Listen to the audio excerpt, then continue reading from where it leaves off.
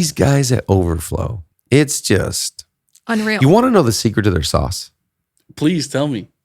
My sister. She actually is a great secret. Phenomenal. To the sauce. It's my sister. It's Jonas. It's Vance. It's the whole crew. Yeah, no, they're so great. Hey, we want to tell you about Overflow. Check them out. They are changing the game. Yeah. In fact, just this week, Zoe received a huge gift. Our church received a huge gift via stock. Wow. And they gave on the platform of Overflow. Wow. I want to encourage you to check it out. If you're a leader, these guys are helping us find ways of creative generosity where people can give stock, they can give crypto. I'm still believing that God will give us a yacht. That's not through Overflow, it's separate. But anyways, like a yacht, like so random, man. Like, where did that come from? I'm all for it. Yeah, I'm all for it. Yeah, staff retreat. Anyways, hello. We are so excited about Overflow, and they're huge partners with us here at Leadership Lean In. Make sure you check out their platform and see the great things they're doing to increase the opportunities of generosity. Head over to overflow.co/LLI, book a demo with Chad's sister, and the entire team are absolutely amazing.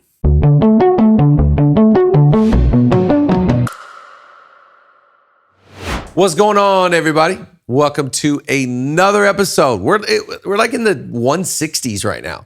Welcome to another episode of Leadership Lean In. You're a leader. I'm a leader, and we are leaning in to the subject of leadership together. I want to thank everybody that has been liking, subscribing, commenting. Let us know, where are you leaning in from? I just got back from Miami, and I was in Memphis. Like, Chad, do you go to any other city that doesn't start with the letter M? I don't. I've limited my travel. I'm going to Montana later, and I'll be in Missouri. Anyways, everywhere I go, people are telling me that they are leaners. And I don't know if it's true or not, but by golly, it does mean a lot. And so thank you to our little small nation that leans in. Again, hit the subscribe button. And don't miss any of the content that we're putting out. I am so excited for today's episode. We're going to jump right in. We're in a peer space. We are. Thank you for finding this, by the way. Seriously. It's epic. Maddie knows how to find a peer space. It's epic. How many other options were there? Like, how did you find, how did this one get the deal? Well, this one got the deal because the one previously canceled on us at 3 a.m. But give them context to what it was. What do you mean? The one before this was Cheech and Chong's old house. Oh my gosh, that would have been iconic. Yeah. Talk about great leaders. They led a generation to hell. Anyways. They led a generation down the wrong path. Wow. I watched some of their movies. I didn't participate in their activities. Anyways. Yeah, so they canceled on us. I'm like, well, we need a space. And I went on. Who were you? Were you talking to Cheech or Chong? Both great guys. Not sure. Sure. Not sure. Just whoever was behind the computer. It's their at the niece. time. Their niece is the admin. Anyways. Well, I like this one. Yeah, it's great. We are in the city of, by the way, I don't know if you saw the signage, Beverly Wood. We are. I think Beverly Wood is one of the, we're not in Westwood. Nope. And we're not in Beverly Hills. Fusion, Beverly Wood. I feel safe. I feel very safe right now. It's like I don't feel safe in Beverly Hills, by the way. It's I would the trick or best treat neighborhood. Beverly Wood, best neighborhood. I would trick or treat right here. I don't feel safe in Beverly Hills. I've heard too many crazy stories. 90210, the most famous zip code in America, and I don't feel very safe there At all. If you're in Rodeo, I think you're fine. Yeah. But outside of that, I don't know, man. No. To each their own. Thank you. I'm excited. I just flew in this morning from, like I said, Memphis. Yep. I got the best barbecue of my life yesterday. Of course. But Memphis, I was trying to say it last night in the meeting that we're in. I go to Memphis. Memphis is top 5 cities in America for me. Wow. Have you been to Memphis? I've not been to Memphis. We've been to Memphis together. Experience. Wait, how far is Memphis from Nashville? I think 4 hours. Okay. No. It's only 2. It's only 2. 2.5 or something. It's only 2. Okay, yeah, I've never been to Memphis. Yeah, no, I love Memphis. It's the people. It's the culture of the city. It's the church that I go to. Shout out to Pastor John Siebling, one of our overseers for Zoe. But it is the barbecue. Yeah, it's great. The barbecue is off the charts there. Southern barbecue. Every time you go, you talk about this. Like, this is not the first time you've talked about their barbecue on the podcast. Yeah, and I can't get over it. Yesterday, I took Josh Smith was with me, and I went and I just kind of like, it's like you ever watch somebody open your Christmas present on Christmas and you're like, waiting. do you like it? That's how I felt. Like I have no ownership in Central Barbecue, but I feel like I do. So anyways, we had the best time in Memphis. Shout out to Pastor John Siebling. That whole thing, it's a situation out there. Saw so many great friends. Pastor Philip Daigle was there, wow. a big time leaner, Yes. Love and that guy. a good friend of ours. So many great people. But we're jumping in today. We're talking about one of my favorite subjects, and that is the subject of enthusiasm. Ooh, Wow. I think whatever you do, you should be enthusiastic. agreed. If you're eating ribs, I went through a good 25 napkins yesterday. Of course. Like whatever you do, I've always loved that scripture, Colossians 3:23. It says, whatever you do, basically do it with enthusiasm. Do it wholeheartedly. I love that idea that I do what I do not for a paycheck. I do what I do not for a thank you. I do what I do not so that I can get recognized. I do everything I do wholeheartedly for the Lord. Yeah. I think the problem is a lot of people do what they're doing in hopes of being seen, being needed, being known. I think that you get really good at life when you're just loving what you do, number one, and you feel like I'm doing it to please you. Yeah. That is the intent. I just love it. I think life and leadership get easy when you realize it's all for the Lord. Yeah. It's not for anything of a monetary or fame. It's just like everything you do it wholeheartedly as unto the Lord. And you guys know how I feel about the Jim Harbaugh rules. We did a whole episode on this thing. Yeah. They're so good. I can't get over that one. It's powerful. Attack each day with an enthusiasm unknown to mankind. It's the unknown to mankind bit with the attack mode. I like that. I like the idea of wake up and attack. Yep. I was just with Robert Madu, and we're talking about sleeping schedules. I'm like, what's your most ideal sleeping schedule? He's like, ideal, I go to bed at 8:30 and I wake up at 4:15. Those are my ideal sleeping hours. Wow. I wake up and I go hit Barry's boot camp. And when he was saying that, I was like, dang, I need to get up a little earlier. My God, I feel like a slouch. I feel like a slouch over here. But yeah, right. Like that's a whole nother level. 4:15? I'm just saying, if you feel like a slouch, like Aiden King's interview. I thought of it, but I checked it down. Yes, Aiden King. Oh no. Aiden King.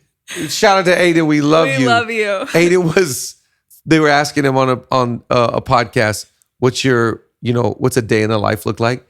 And he's like, well, I wake up between, 7:30 and 9. And it's like, and they were like, wait. And he's like, is that late? And the interviewer was like, how many of you wake up earlier than that? Like around 6? And like the whole room raised their hand. He's like, He's like, sometimes. what do you expect from an artist? Yeah, Okay, he's a musician. Come on. It was so good. But I like the idea of like, wake up and attack. Yeah. 100%. I think that's why it's so important to have to-do lists. Because it's like, what am I attacking? Sometimes I don't know. Nothing triggers my to-do list like looking at the next 30, 60, 90 days. If you ever wondering, what do I work on today? Just look at your calendar. Yeah. How long have you been doing, as long as I've known you, you've been doing 30, 60, 90? Like, is that a phrase you picked up? Or 30, 60, 90 I would have picked up 20 years ago. Yeah. I just always look at the next 30, 60, 90. So smart. Because 30 days pretty immediate and I can kind of have control. 60 days I can forecast some things. 90 days I can really change some things. Yeah. So I just always like that. But I like that idea, wake up, attack each day. I found this quote that I'm so about. Listen to this one. Enthusiasm is one of the most powerful engines of success. Wow. When you do a thing, do it with all your might. Put your whole soul into it. Stamp it with your own personality. Be active, be energetic, be enthusiastic and faithful, and you will accomplish your object. Nothing great was ever achieved without enthusiasm. I love that. Was that strong? Yeah, there's so Who many said that? strong Emerson pieces. Waldo. So Wow. And when I read that, I was like, like that is it. But I like, like attack it, be consistent, be faithful, stamp your own personality Yeah, I on love it. that So part. good. That's To a me, strong part. that is everything. It's like, I'm not just being enthusiastic, I'm totally comfortable with being me. Right. And the older you get, the more you understand, like, I'm excited to be the contrast. I'm excited to be different. I don't want to be anybody else. I celebrate others. I'm excited for others. I love who they are. I love where they're at. But I really love me. And I love my personality. I love my life. I love what I get to do. I love where I am. And I think that totally robs comparison of its venom. Yeah. Comparison will mess you up. Wow. But when you're enthusiastic, one thing you're not doing is comparing. So true. It's so refreshing to meet someone that's just like, so you can tell they know themselves. They're enthusiastic about who they are, where they are, what they're doing. And by the way, you'll never be around somebody enthusiastic that doesn't talk about what they're doing. Yes, so true. It's gonna somehow come up. Yeah. Yeah. What they're doing, where they've been, what they're working on, and I think there's a social awareness to that where you don't want to be just walking around going like, look at what I do, who I am, what I'm, right. but like it's going to, passion bleeds out That's of right. you. That's right. It just starts to go. So I think one of the greatest things you could ever do is be enthusiastic. I was thinking about this story about, have I ever told you a story about Andy Stanley when he stopped drinking coffee? No. Have you heard this one? I don't think Andy so. Stanley, great pastor in Atlanta, stopped drinking coffee. And about 2 weeks in, one of his staff members came to him and said, Pastor Andy, some of us have talked and we're going to ask you to start drinking coffee again. And he was like, why? Sir, because you're low energy. Whenever I think of low energy, I always think of Jeb Bush, by the way. When Trump called Jeb Bush low energy Jeb Bush, that is the greatest insult. There's no worse thing you can say about a man. There's nothing you can say. If someone called me low energy, I'd just die. How dare you? I'm low energy. Yeah, that's the opposite of who you are. Yeah, like if I'm ever low energy, guys, just know I am sick. Check on him. I am sick. Call the doctor. I haven't slept in days. Yeah. I'm living in sin. I'm just pathologically living in sin. Like what? Yeah. To me, yeah, that's so funny. They're like, please drink coffee again. That's what someone would say to me for sure. Because it's about energy is contagious. Yeah. But what about for someone who, maybe they're not energetic or they're not excited? Is enthusiasm, you wake up and you choose to be enthusiastic and then excitement follows? Or is it like, it's the whole motivation versus discipline thing? Like, do you wake up and you're like, I don't want to be enthusiastic, but if I'm going to do anything, I might as well do it with enthusiasm? I think that's a great question. I think enthusiasm, when I think about it, it's more of a diligence and a discipline than it is a volume, or a certain personality type. I think it's the consistency. And I don't think we can ever overestimate consistency. It is the number one thing. That's right. So the way I display my enthusiasm is I return emails. Yeah. Yeah. I create a to-do list. Right. I text people back. I get through my inbox. That's enthusiasm. Yep. That's working. I didn't have to be loud. I have to be faithful. I have to show up. I have to bring good energy to the table. Yeah. And I think it's that whole thing of knowing when to work in the quiet, in the shadows, when there's nobody around. And I really enjoy that work. I really, like when I get to study for a few hours and create content, I really enjoy that just as much as I do being in front of an audience, or just as much as I do getting a one-on-one meal or a coffee. Right. So I think you've got to let your enthusiasm display in the appropriate manners in which you work. And I think, I want to talk about this because enthusiasm to me is moving from, I wrote it down this way, go help other people win. Yeah, I love that. Enthusiasm shouldn't be just like, I'm working on my projects and my brand deals and my things and my task list. What I've learned about being enthusiastic as a leader is being excited about what you're doing. Yeah. And what you're building. And I'm looking at the song they wrote and the video they made. And I'm looking at their project and their kids camp and their youth camp. And I think poor leadership's going like, it's my world and the whole world orbits around me. Yeah. Great leadership is being passionate and excited about others. And, it's like, We just got back from Miami, and I love going to VOO conference. I think it's my 12th year in a row. If I'm not on the ticket, I'm going. Right. How could I not show up for a friend? Yep. Yeah. And be genuinely enthusiastic about his win. I was Yep. telling Pastor Julia, it's so like encouraging to look in the friends and family section, and it's like everyone in this section is at everyone's events. Yes. It's like this is your core. Yes. And you always show up. A lot of the people in that little area, they weren't speaking. No. They were there the whole time. And I think to me, that's understanding your value. Yeah. When you misplace your value, you underestimate your value, you are negligent, or even, let's use the word insecure. You don't understand how big of a deal that is. Yeah. But when you understand who you are, you understand what it means. It's like nobody cares what you say, really. Yeah. They care about your actions. Your actions are speaking so loud, I can't hear a word you're saying. Yeah. Your enthusiasm for your friends echoes. Yeah. And I always think, I was going to put this on, maybe 3 days ago, I had this thought. I don't know who said it. And even if I knew, I don't know if I'd give him credit. Yikes. That's not true. You're such a creditor. I'd love to get credit, but this one I can't. I don't know who said it. You cannot go where you do not honor. Yeah. Yeah. So good. That's a good one. So it's like a lot of people want these things, but they don't know how to honor that. Yeah. So you want to build a company. Who are you honoring that's done what you want to do? You want to build a podcast or we were getting on our plane the other day, and all the Nelk boys were on our flight. Stop. Yeah, and it was like 6 Happy Dads hats. Oh, yeah. I was like, that's a pretty big podcast. I respect what you've built, virality, influence, and culture. That's pretty big remarkable deal. what you've been able to create, and the energy you've had to do. You cannot go where you do not honor. Bring enthusiasm to what other people are doing. Be excited about them. I've always found that it's a signal of security. Yeah, that's so true. If you're threatened by what other people are building, you'll never build that. That's so true. You'll never go there because you can't honor it. Honor unlocks your future. I feel most motivated and excited about my future when someone genuinely shares their excitement about my future. Yeah. There you that's go. so And good. sometimes That's I don't really even good. realize, I could be down in the dumps. I could be like, man, this isn't going the way I want it. And as soon as someone, man, tell me this, that Yeah, sounds so wow. good. I'm like, you're right. This is exciting. This is, Yeah. someone else's enthusiasm is the fuel. It's I huge. never realized how much it actually, It affects you. it affects And me it's- so much. It's not just the words, it's the energy behind the words.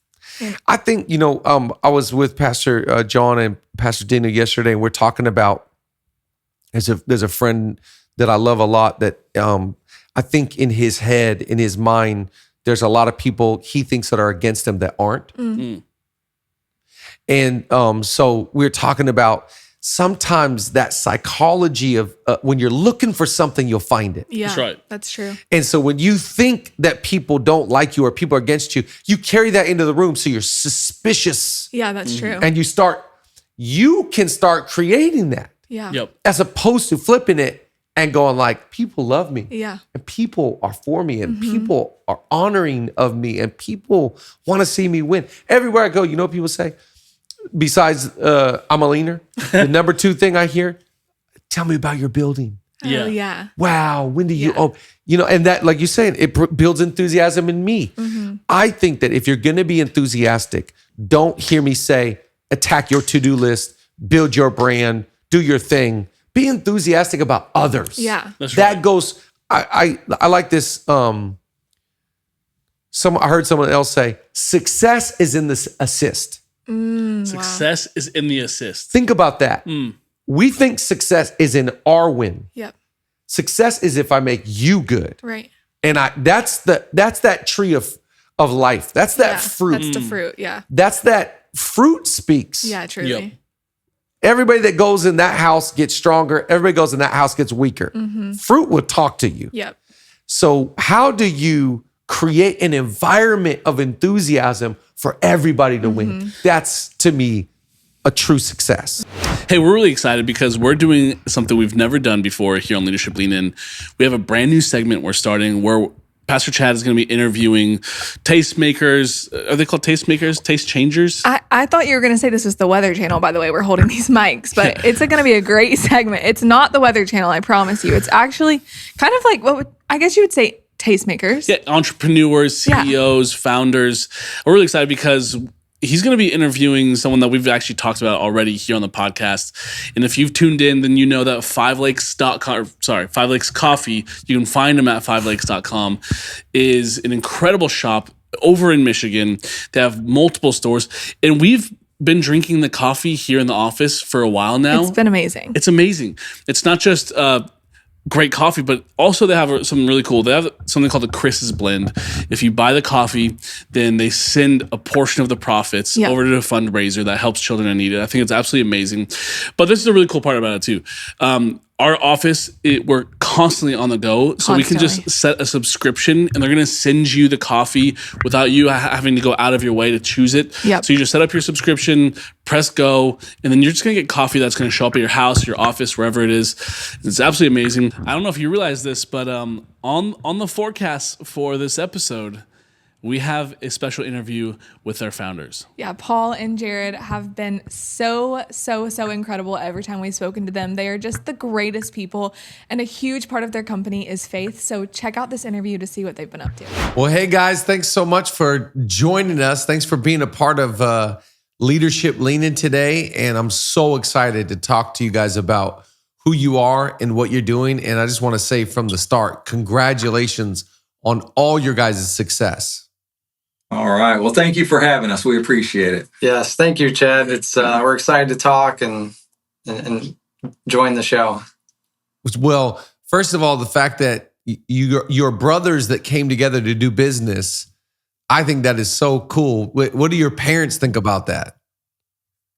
Well, they still question whether we need help or we're going to make it or we can pay the bills. But, after 22 years, we tell them just to leave us alone. So. Yeah. But moms and dads. Yeah, no matter what, mom's always worrying. So you're like, guys, I don't know how to break this to you, but we've kind of found some success here. Yes. So, but it's, we can appreciate it. And then it's funny because our wives are like that with our kids a little bit. And we're like, Yes. Well, tell me about your journey. So you started this in 2002. And talk to me about the beginning days. I love listening to the stories of an entrepreneur. And how did you realize, and pivot to really what you've become now with 8 locations, 200 employees, a massive, successful coffee brand, which is one of the most important things in all of life. God drank coffee. Amen, brother. Hebrews. Come on. Yeah. Come on. I couldn't wait to say it. I like it. I thought of it earlier today. Anyways, tell me about a little bit about your journey. Yeah, well, we had moved back to our hometown around late 90s, 2000. I was returning from Bible college in California, and my brother Paul was working out selling pianos in Boston. And we actually started a construction business together because that's what our father had been in, and worked in the construction business for about 2 years? 2 years. Ish, 2-3 years. And then, I don't know about Paul, but I was kind of getting tired of the weather. It's always hot or cold or raining. And, we had an opportunity to partner with another guy who had started a business. It was actually more focused on chocolate, and that was early 2002. And then from there, he kind of got out of it. And then we really had a love for coffee. We liked stopping in on our way to the construction site every day and having coffee. So we started exploring getting into coffee, Paul. Yeah, that's it. And we started working with a local roaster at the end of 2002 to bring coffee into our local community. Just one store at that point in time. And about a year later, we decided that if this guy that we were getting the beans from could roast, then we could roast. So we bought our first roaster. Only did 1 pound at a time, enough for the one store. And now we can accommodate many stores and online sales as well. Wow. And what year do you ever remember a year where it kind of jumped and you saw a significant increase, or have you guys kind of always just kind of plowed the ground and grown steadily? Yeah. Do you want to answer? Or you want me to answer?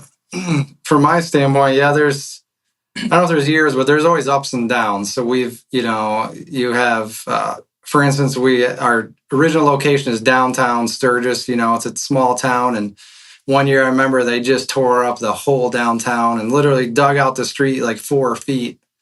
So there's things like that, challenges that you hit and you don't know you're going to go against. And then, 2008, you had the crash of the real estate market. So there's always been challenges. So I would say over the years, it's steadily growing, but then you always have these setbacks and challenges that challenge you to get better at what you do and do a better job.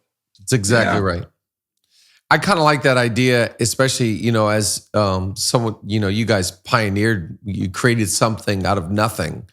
And I like that idea, always that we're better today than yesterday, and we're going to be better tomorrow than today. What have you guys found as good practices to constantly improve and constantly attack your issues and problems? Because we all face problems. Yeah. Yeah, we're not promised smooth sailing. In fact, it's quite the opposite. Right. And so it's about our perspective. And, as believers, that's one thing we rely on is the grace of God and that He's got this. And so that's always been at the front of our mind, that we rely on Him. In those opportunities, the reality is, in a spiritual context, right? Jesus went out into the wilderness to kick off His ministry. And so you have these moments of deep difficulty and pain, but what they lead to can be really beautiful. And so we know from a spiritual sense, God works all things out for the good of those that love Him. And in business, we take that same approach. So as we look at our business, we always say, if we aren't winning, we're learning. So if we're running into these, what maybe looks like it's a failure, then that's an opportunity for us to raise the bar, to get better, to learn something that we didn't know before. And there have been those, to Jared's point, and just jump in at any moment, but 2008 and 2009, going into 2012, really rough for the company. We weren't actually sure if we were going to be able to stay in business. Wow. But as we work through those, then going into the next decade, 2013, taking all those things we learned, the pain, the suffering, the difficulty, then there was a real boost in business and our level of success. And then that happens in many different points throughout the whole career of the business. We have these jumps, as you said, and usually they're preceded by the learning opportunity where you got to dial in on different things or else you risk losing. That's exactly right. Yeah, and I kind of like that. I think your business is in somewhat a reflection of your personal life as well. Not always. Sometimes you're not doing good in your personal life and the business is doing well and vice versa. Mm-hmm. But I do think that what they share in common is that nothing just grows up and to the right. This morning I checked my, kind of my investments and I saw great growth. One of them, kind of rocketing it up this morning. But there's a lot of days you get on and it's you lost a bunch of money that day. And that's just kind of life, is that you're not defined by the results. I always find that the real pleasure is in the work. It's not in the result. The results are great. Of course, we all want them. But the journey, the thrill is in trying to build what's in your heart or build the vision that's in front of you. Talk to me about, now you guys are well-established, couple hundred employees, doing really well. How do you maintain being a visionary leader?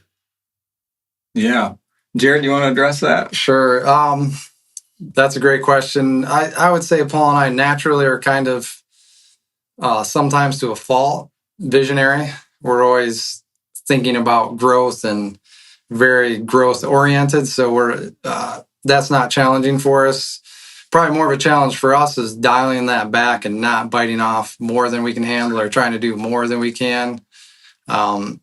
But we've just been working towards franchising right now and trying to really work as a team, kind of working with our leadership team at Five Lakes Coffee and just taking a look at every aspect of our business, our vision, our goals, and working on that together as a team and really diving into that and making sure that as we move forward that we're always looking back at those items. What is our vision? Does this meet our vision as we move forward with growth? What is our values? Does this meet our values? And really looking back to that and making sure every decision we make matches our values. If it doesn't match our value, one of our values is we love people and we value people. So as we're making decisions, does that decision love people and value people? It's great. So, yeah. Yeah, I read something here. It says, your mission is to make somebody's day every day. And I loved when I read that. I thought that is a beautiful, powerful mission. And you're going to accomplish it if you're serving coffee. Let's just be honest. As long as you serve a cup of coffee a day, it's like mission accomplished. Yeah. Yeah, coffee's awesome because it brings people together. And we've always looked at as our business as experience and relational. And to be able to use that coffee to bring people in and build relationships with them, whether it's just our customers or our team members or just people in general. We've always just looked at that coffee as that tool to bring us together. So I love that. Well, I'm really grateful for you guys partnering with us, and thank you for being a part of Leadership Lean In. We are a small little community. We call ourselves a nation. It's facetious by nature, but we're just trying to get better and trying to learn. People like yourself give me great inspiration because you're not new. You didn't start in 2012. You didn't start in 2022. You started in 2002, and you've been getting after it. And I think, to me, you can't be fruitful without being faithful. They are synonymous. They go together. And to see what you guys have built, I'm excited about it. And obviously, we talked about it right before we press record. But it's the three things that matter: faith, being an entrepreneur, a great leader, and then coffee. I mean, what's better than that? You guys have figured out all of life. Yeah, it does feel like that sometimes. Not every day, but it's an awesome place to be. We're passionate about what we do, and we love it. We love the people. We love Five Lakes Coffee and the experience of it. And I think it's pretty cool, because you guys talked about your roaster, that you can impact people not just in Michigan or in the 8 locations, but you can, anybody that gets a subscription can get impacted.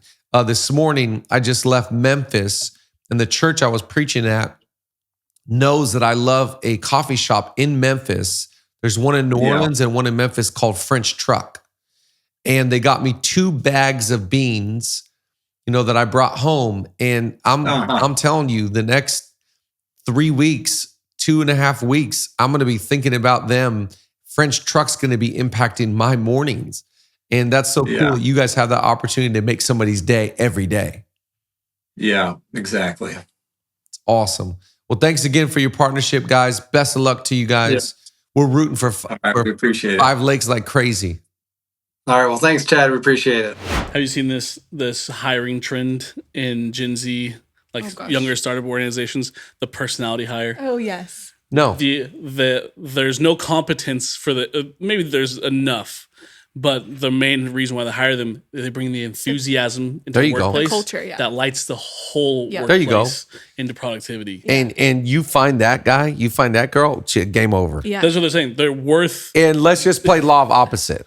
One bad apple with a bad attitude will spoil the whole bunch. Yep. You watch the lot. So yes, that's true on the positive. But you watch somebody that has sideways energy. You watch somebody that's always bringing that negativity, criticism, both are at play. Yeah. So you got to watch out for both. Mm-hmm. But I like that success is in the assist bit because it's like if you watch our last episode.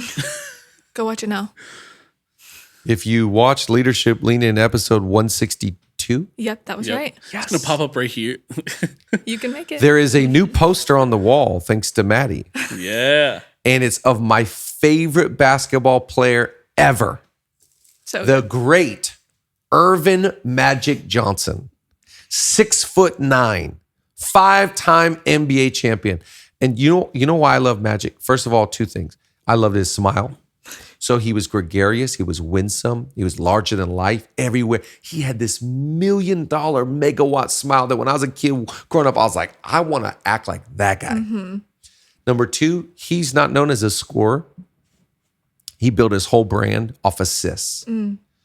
So he was distributing, he was setting up his teammate, he was lobs and bounce passes, and he wasn't trying to become the man to score buckets. He was trying to set everybody up. And when I was growing up, I remember being 11, 12, 13, watch him going like, that's who I want to be. I want to just set other people up. And you score them. I don't need to score a basket. I really don't need that. What I want is to set people up. To me, if you're going to be enthusiastic, get excited about the lob, get excited about the no look, get excited about helping people win. yeah, that's really good. I think every junior high basketball coach was like, don't do no looks. Yeah, right. 100%. And I think that's going back to that reality. Shift your focus from me to we. Yeah, that's great. A lot of the temptation is to always be focused. What do they think about me? Well, what's in it for me? Well, that's my problem with young leaders today. Is that's very me focused. I need my rest. I need my life, and I need my compensation. I need my package. I need my. And we got to be careful with that. All that is inbounds to a degree. I'm older, and so you have to learn how to get all that wrestled out of you. So you start to live arrows out, not arrows in. Arrows in is just I only think about how I am impacted. Yeah. Shift your focus. If you're going to be a great leader, you stop thinking about you. You really do. Yeah. This is Jesus to me. He's not thinking about him. Yeah. He's thinking about them. He's thinking about we. We must go. We got to continue. We've got to.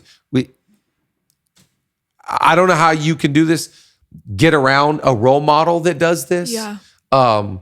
Find some good leadership books on humility and serving, but you gotta get out of the me thing and get into the we thing. So true. It's not about you, it's about the team. Well, and I think like the we mindset helps you to be enthusiastic. It's so much easier when your reflection is on yourself to think about the negative or to not focus on, moving forward or I feel this way and my feelings are this. But it's like the minute you focus on everyone on the team, you can be brought up by those around you. You can be excited by doing things for others, working with others. Yeah. It's so much easier to have energy when you're part of the team. That's it. And the team dynamics, I always feel like it's so funny. Yesterday, Pastor John was talking about he goes, you know how many part-time jobs I got? He said, you know how many part-time jobs? I got so many part-time jobs. I said, you have part-time jobs? He goes, man. He's like, taking care of my kids is a part-time job. He said, I thought he was going to say Uber driver. He said, he said, my podcast I got is a part-time job. He said, the staff, that's a part-time job. Yep. The church part. He's like, I got so many different hats, so many different roles. I like that idea because to me, the way I would frame that is, I like to find out what is my role on this team. Yeah. I don't always need to be the leader. I really enjoy playing second fiddle. Yeah. I really enjoy just being on the team. Yeah. If you need me to lead, I'm happy to step up and be the forefront and tell everybody where to go. But this is why I like going to dinner with Julia. Do you think I ever order? No, you don't need to. I don't ever have to order. Talk about the best taste in the world. Watch the other episode. Yeah, exactly. But I don't ever, she's like, what do you want? I'm like, just order. Yeah. That's my role. My role is to trust you.